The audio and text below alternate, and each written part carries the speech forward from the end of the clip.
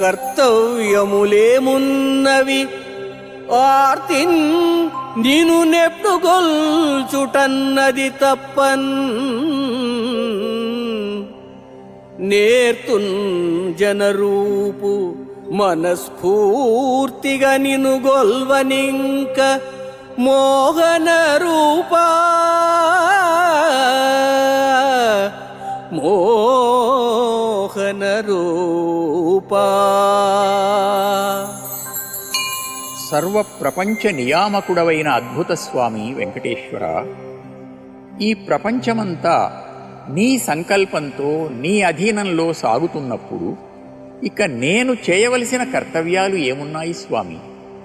ఒక్కటే కనిపిస్తోంది, ఇంతటి నిన్ను గుర్తించి ఆర్తితో ఎల్లప్పుడూ నిన్ను సేవించడం.